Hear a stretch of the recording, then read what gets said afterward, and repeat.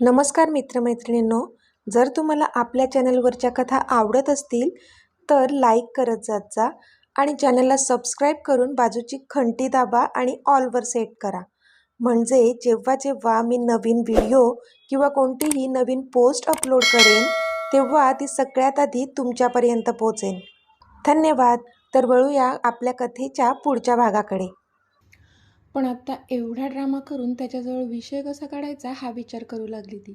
आणि म्हणूनच करंगळीचं नख दातात घालून कुरतडू लागली होती. ब्रो, जानू जानू कुठे आहे? खाली गेली आहे का ती? तिने काहीतरी विचारायचं म्हणून विचारलं, पण तो मात्र तिला तसं बघून गालातच हसला. हो, जानू कधीच गेली आहे खाली, त्याने पण हसून उत्तर दिलं. हो का? ती मात्र इथे तिथे बघून बोलली आणि त्याला पुन्हा हसायला आलं. प्रिन्सेस, जे पण बोलायचं आहे ते बोल अगं. तुला असं इकडचं तिकडचं बोलून टॉपिक काढण्याची काहीच गरज नाही आहे. ब्रो आहे मी तुझा, बिनधास्त सांग तुला जे पण सांगायचं आहे ते. तो हसून बोलला तशी मात्र ती आता त्याच्या तोंडाकडे आश्चर्याने पाहू लागली, कारण तिने काहीही न सांगता त्याला बरोबर कळलं होतं तिला नक्की काहीतरी सांगायचं आहे आपल्याला. आता पुढे. अगं बोल. ती कधीपासून त्याच्या तोंडाकडेच पाहत होती म्हणून तो पुन्हा बोलला. तसं मात्र तिने आता भानावर येत एक औंढा गिळला. सांग प्रिन्सेस, जे पण बोलायचं आहे ते बोल. तो बोलला तरी ती शांतच होती. खरं तर तिला सुरुवात कुठून करू तेच कळत नव्हतं. I am waiting princess. तो पुन्हा बोलला तसा मात्र तिने एक दीर्घ श्वास घेतला आणि ती बोलू लागली. ब्रो, खरं तर मला तुला हे कधीच सांगायचं होतं, पण ती बोलता बोलता थांबली. पण पण काय प्रिन्सेस? त्याने विचारलं. हां, नाही, पण काही नाही, ती गडबडून बोलली. बिचारी पूर्णपणे गोंधळून गेली होती. रात्रीपासून खूप तयारी करून आली होती. त्याला असं सांगायचं तसं सांगायचं सगळा विचार केला होता तिने, पण आता प्रत्यक्षात मात्र तिला शब्दच सापडत नव्हते. भले तो तिचा ब्रो होता, पण अमित राज्याध्यक्ष पण ही तोच होता ना. त्याचा औराच असा होता की त्याच्यासमोर भल्या भल्यांची दातखिळी बसत होती. मग आरूला जे त्याला सांगायचं होतं तो तर खूपच सेन्सिटिव्ह विषय होता. मग भीती तर तिला वाटणारच होती त्याची. काय हा नाही, स्पष्ट बोल अगं, अमित बोलला. तसा तिने पुन्हा एकदा दीर्घ श्वास घेतला. Calm down Aaru, take a deep breath. ती स्वतःलाच शांत राहण्यास सांगत होती, जेणेकरून आज तिच्या ब्रोसमोर सगळं बोलून टाकेल. सांगतेस ना? त्याने पुन्हा विचारलं तसं तिने त्याच्याकडे बघून एक औंढा गिळला. पण नाही, सांगायचं तर तिला होतंच. ब्रो, मला खूप इम्पॉर्टंट विषयावर बोलायचं आहे तुझ्याशी, ती हिम्मत करून बोललीच. बोल. त्याने तिला परमिशन दिली. ब्रो, माझं प्रेम आहे. ती बोलतच होती की दरवाजा लोटून जिनू आणि मिता धडाम करून आत आले. पप्पा! दोघांनीही धावत जाऊन त्याला मिठी मारली. अरे चॅम, प्रिन्सेस! त्याने पण त्या दोघांना जवळ घेतलं. पप्पा चला लवकर, आजींनी खाली बोलावलं आहे. ते दोघेसुद्धा त्याच्या गळ्यात हात गुंफत बोलले. अच्छा, आजींनी बोलावलं आहे काय? बरं, तुम्ही चला पुढे, मी आलोच, तो बोलला. त्याला आरूशी बोलायचं होतं, ते पूर्ण करूनच जाणार होता तो. आरू मात्र आता संभ्रमात पडली होती. कधीपासून हिम्मत करून शब्द जुळवून आणले होते तिने, पण आता जिनू आणि मिताच्या येण्याने पुन्हा एकदा डिस्टर्ब झाली होती ती. नाही पप्पा, आत्ताच चला, मम्माने छान छान शिरा बनवला आहे, तोच खायला आजींनी बोलावलंय. सगळे डायनिंग टेबलवर तुमची आणि मासीची वाट बघत आहेत, जिनू बोलला. अरे वा, शिरा बनवलाय का मम्माने? तरीच तुम्ही दोघे इतके खुश आहात. तो मिश्किलपणे बोलला तसे ते दोघे कालात हसले. चला ना पप्पा, ते पुन्हा बोलू लागले. येतो मी, फक्त मासीशी थोडंसं बोलायचं आहे, ते झाल्यानंतर लगेच येतो, ओके, अमित बोलला. तसं त्या दोघांनी तोंड बारीक केलं. अरे, मी येतोय ना, असं का तोंड करताय? स्माईल करा पाहू. तो बोलतच होता की बॉस. रॉनी आत आला होता, पण तो जसा आत आला आरूने लगेच नजर वर करून त्याच्याकडे पाहिलं, पण रॉनीची नजर मात्र अमितवरच होती. येस रॉनी, अमित बोलला. बॉस, ते रायचंद इंडस्ट्रीजची फाईल आज सबमिट करायची होती. तुमच्या सह्या झाल्या असतील तर मी आज ती त्यांच्या ऑफिसमध्ये देऊन येतो, रॉनी बोलला.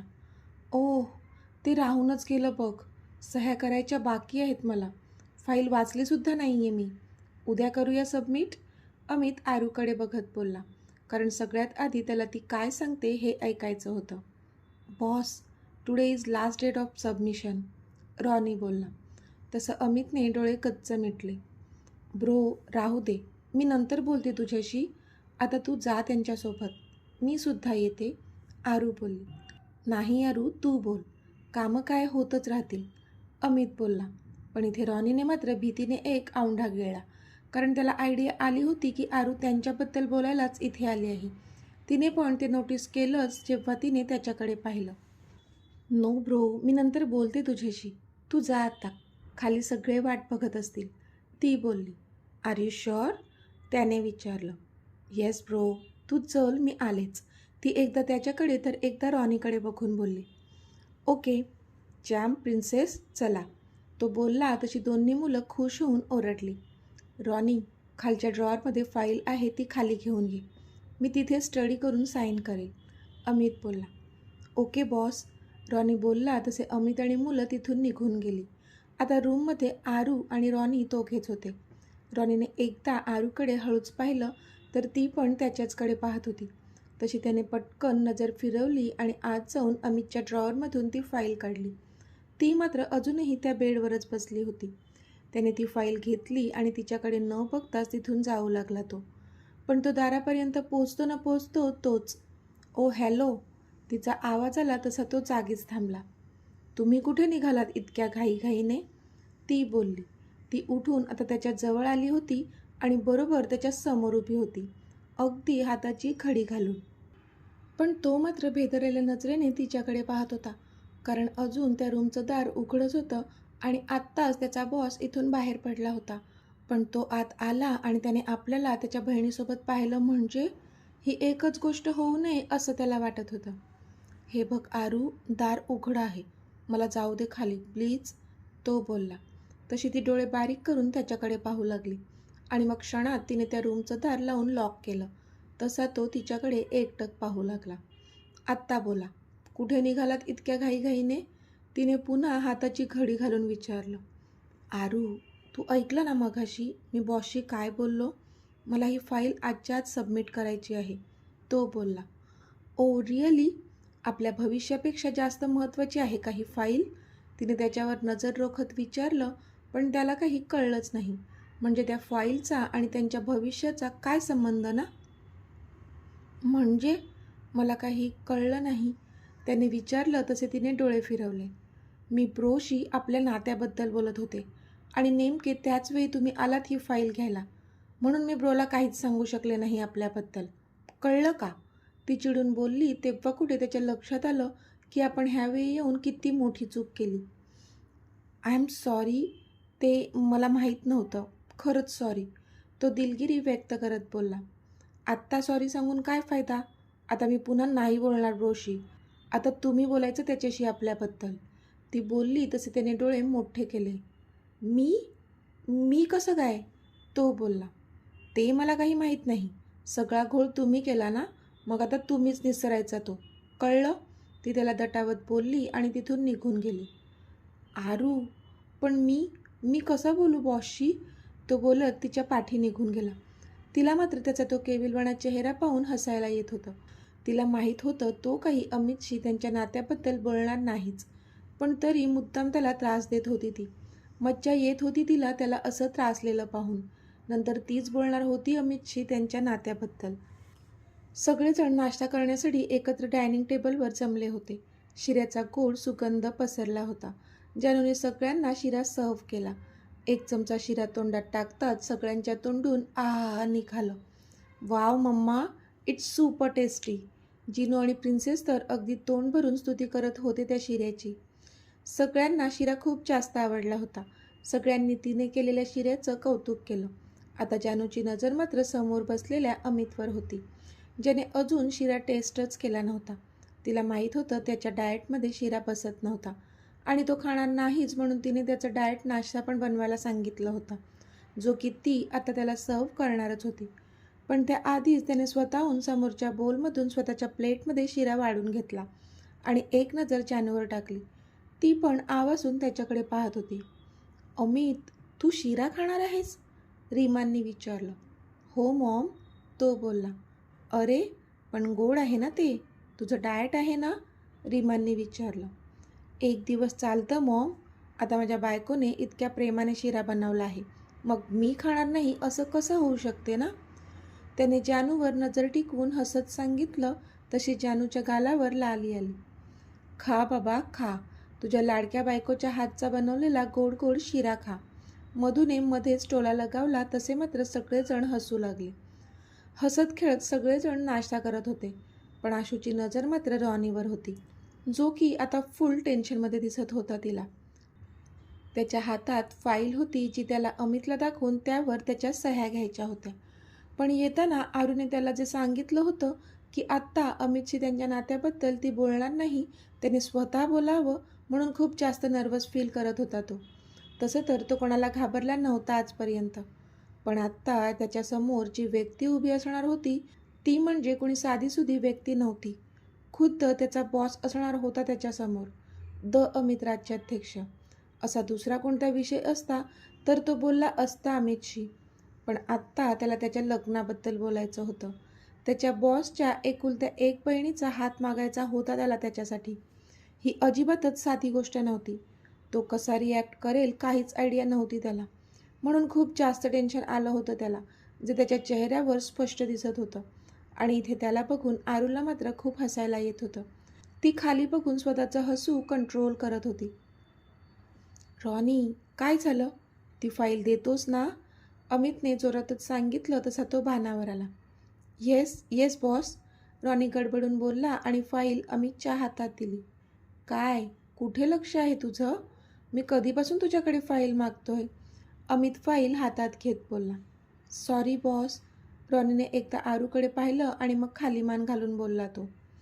आणि तुला एवढा घाम का आलाय? Are you okay? अमितने काळजीने विचारलं. तसा तो पुन्हा गडबडला. Yes boss, I am perfectly all right, Ronnie चेहऱ्यावर आलेला घाम पुसत बोलला. Are you sure Ronnie? अमितने पुन्हा विचारलं. येस बॉस, रॉनी बोलला. तसं मग अमितने त्या फाईलमध्ये डोकं घातलं आणि तो ती फाईल वाचू लागला. त्याने पूर्ण फाईल स्टडी केली आणि मग त्याच्यावर सह्या करून रॉनीकडे दिली. रॉनीने ती फाईल घेतली आणि मग सबमिट करण्यासाठी तो रायचन इंडस्ट्रीजच्या ऑफिसमध्ये निघून गेला. इथे जानू त्यांच्या रूममध्ये आली होती, पण रूममध्ये आल्यानंतर तिने पाहिलं तर खूप सारे सुंदर सुंदर लॉंग वन पीसेस तिकडे ठेवलेले तिला दिसले. त्यासोबत मॅचिंग ज्वेलरीसुद्धा होती. ती मात्र ते सगळे पाहून आश्चर्यचकित झाली होती. हे सगळे ड्रेसेस आत्ता इथे का ठेवले असतील? माझ्यासाठी असतील का? ती विचारच करत होती की अचानक तिच्या पोटावर त्याच्या हाताचा विळखा बसला आणि त्याने तिला मागून मिठीत घेतलं. तशी ती अंग शहारली. आवडले? त्याने तिच्या खांद्यावर स्वतःची हनुवटी ठेवून विचारलं. तशी दचकली ती. काय? तिने विचारलं. ड्रेसेस? तो बोलला. तशी ती पुन्हा त्या ड्रेसेसकडे पाहू लागली. हो, पण हे सर्व ड्रेसेस कोणासाठी आहेत? तिने विचारलं. तसे त्याने मनातच डोळे फिरवले. माझ्या ऑफिसमध्ये माझी असिस्टंट आहे ना, तिच्यासाठी आहेत, तो बोलला. तशी पटकन ती त्याच्या मिठीमधून बाहेर आली आणि कमरेवर हात ठेवून त्याच्याकडे डोळे बारीक करून रागाने पाहू लागली. काय म्हणालात? तिने रागाने विचारलं. मग काय तर, हे काय विचारणं झालं? अगं, तुझ्यासाठीच आहेत हे सर्व ड्रेसेस, तो बोलला. माझ्यासाठी? मग तसं का म्हणाले? तिने विचारलं. मी काय म्हणालो? त्याने विचारलं. हेच की तुमच्या असिस्टंटसाठी आणलेत, ती बोलली. राग आला का तुला? त्याने विचारलं. तसं तिने तोंड वाकडं केलं, पण तो मात्र हसला. बाय द वे जान, फॉर युअर काइंड इन्फॉर्मेशन, ऑफिसमध्ये माझी कोणतीच फिमेल असिस्टंट नाही आहे, and you know it, right? त्याने हसून विचारलं. तसं तिला कळलं की जेलसीच्या नावावर आपल्या हे लक्षातच आलं नाही. आपोआपच तिची नजर खाली गेली आणि लाजली ती. आय जस्ट लव्ह इट, तिचा तो लाजून चूर झालेला चेहरा पाहून तो बोलला. पण मीत, हे एवढे ड्रेसेस का मागवलेत तुम्ही? तिने विचारलं. तसा तो गालात हसला. इट्स सरप्राईज, तो हसून बोलला. सरप्राईज? ती पुन्हा बोलली. येस माय डिअर, आता सांग, तुला आवडलेत का हे ड्रेसेस, की मग दुसरं कलेक्शन बघायचं आहे? त्याने पुन्हा तिला मागून मिठीत घेत विचारलं. दुसरं कलेक्शन? नाही नाही, हे छान आहे ड्रेसेस, पण थोडे जास्तच ॲडव्हान्स आहेत. म्हणजे मी कधी घालत नाही ना असे ड्रेसेस, म्हणून. ती कचरतच बोलली. पण तुला कुठे रोज घालायचे आहेत?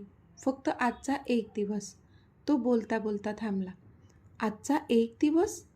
काय आहे आज? तिने विचारलं. तसं त्याने डोक्यावर हात मारला. अमित, खाल्लीस ना माती? आता कसलं राहिलंय सरप्राईज? तो स्वतःला दोष देत मनातच बोलला, कारण आत्ता तिला सांगावंच लागणार होतं. सांगा ना मीत, काही आहे का आज? तिने विचारलं. आपल्या लग्नाची रिसेप्शन पार्टी ठेवली मी आज, तो बोलला. काय? तिने विचारलं. हो, काल जास्त जणांना इन्व्हाइट केलं नव्हतं, म्हणून आज सगळ्यांना इन्व्हिटेशन दिलं आहे. त्यात आपल्या ऑफिसमधले तुझे जुने फ्रेंड्स पण येणार आहेत. तो बोलला तशी तिची कळी खुलली. काय? खरंच? तिने आनंदाने विचारलं. तशी त्याने होमध्ये मान हलवली. Oh Meet, you are such a lovely husband. I love you so much. ती त्याला घट्ट मिठी मारून बोलली. तशी त्याच्या पण चेहऱ्यावर एक स्माईल आली. तिच्या चेहऱ्यावरचा हाच आनंद तर त्याला पाहायचा होता, जो आत्ता त्याला तिच्या चेहऱ्यावर दिसला होता, म्हणून तो पण खुश झाला होता.